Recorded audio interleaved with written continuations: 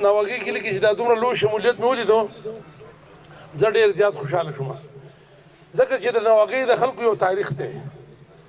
دا زمونږ په شان ماغوندې غریبانان خلک دی خواریکښ دی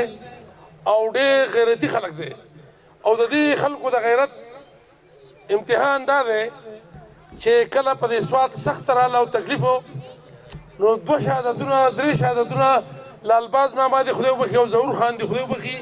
نن به د هغو روح خوشحالی چې هغې د دې خاورې دپاره د دې سرې جنډې دپاره او د دې وطن دپاره خپل ځان قربان کړی دی او هغه شهیدان زموږ په دې مقبره کې پراته دي نو هغه د ناوګۍ هغه تاریخ د چا دړه د وتو نه دی نه د پاټۍ دړه د وتو دی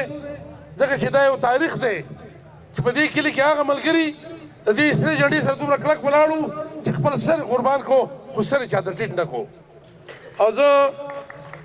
نن چې په عوامي نیشنل پارټۍ کې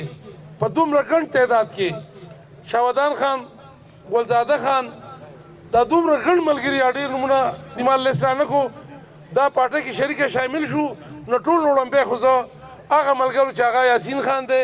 هغه زموږ پلي اکبر خان دی چې کوم ملګرو په دې کې کوششونه کړي دي هغو ته خراج تحسین پیش کوم او د هغې نه وروسته دې ملګرو ته مبارکي ورکوم چې آفرین شه چې په داسې وخت کې تاسو په عوامي نیشنل پارټۍ کې شاملېږئ نو تاسو زما په خیال کې غازیان یئ تاسو مجاهد یئ ځکه چې ښکاره جاره د پی ټي آی حکومت روان دی څوک به د پیپ په تمئ څوک به د روډ په تمئ څوک به د څه په تمئ څوک به د څه په تمئ خو تاسو خپل د غیرت اظهار د خپل د مسلمانۍ اواز چې په دې قام نن سخته ده او تکلیف دی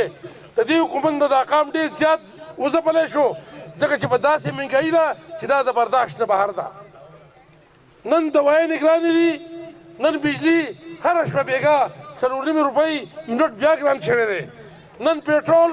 په دې 14 تاریخ به بیا ګرانېږي وروڼه خلکو وس نه کېږي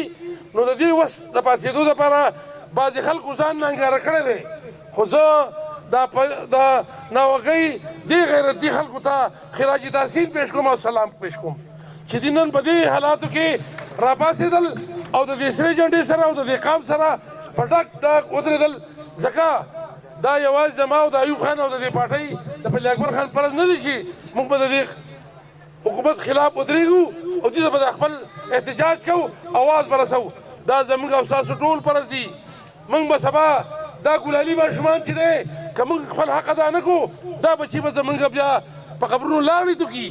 دی به چې دا زموږ څنګه مشران وو د دې قام دپاره یې څه کردار کړی نو نن هغه زموږ ګلالي مشران چې دي کشران چې دي تاسو مشران چې تاسو یو کردار ادا کړو وروڼو نن حالات ډېر زیات خراب دي هغه خلکو چې د ورسیز والا خبره کوله د ناوګۍ زیات خلک به په بهر ملکي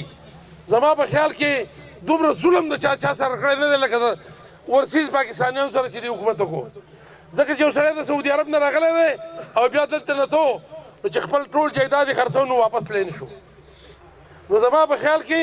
چې دغه نه خلکو ته احساس شوی چې په عربو کې څومره خلک په مسافرۍ دي پکار دی چې د هغې غیرت نن بیدار شي او د یو جهاد شروع کړي ځکه چې ډېر خلک د پیسو د لاسه واپس هغه خپلو مزدورو له نه دی تللی او زموږ داسې نااهله حکومت و چې دا خبره نه د دوبۍ سره کولی شوه نه د سعودي عرب سره کولی شوه نن د پاسپورټ حیثیت زموږ د پاکستان وګورئ نن زموږ هر هغه شی او زه به تاسو ته څه ووایم دا سره نه سره تاسو زمیندار خلک کوي نن که د سر یو بوجۍ راوالی چې کومه بوجۍ د سرې په 3.5 زره وه نن په 2.5 زره ده یا وروڼه زمیندار یې تباه برباد کړل غریبانان خلک یې ختم کو او وایي زه به وایي دا ملک په ښه صفت به روانوم یا د خدای تعالی ظالمه د دې صفت څخه لار شه نور د دا قام تباه برباد کو د دې سړي په دې حکومت کې پاتې کېدل چې دا لویه ګناه ده اوس په آخر کې زه یو ځل بیا د هغه ملګرو چې نن په پارټۍ کې شامل شوي دي د هغو دړه د تله شکریه ادا کوم او د ضلع صدر صاحب هم ډېر محترم چې نن سر د ټولې کابینې دلته راغلی دی نن موجود دی د هغه هم مشکور یم او د خپلې خبرې به د یو شعر سره ختم کړم وایي ته د محل په شیشو ساز کې شماره زه مې جونګړې څڅېدو ته ګورم ستا دې نصیب شي محلونه مدام زما جونګړې ته دعا کوه چې ورانه نه شي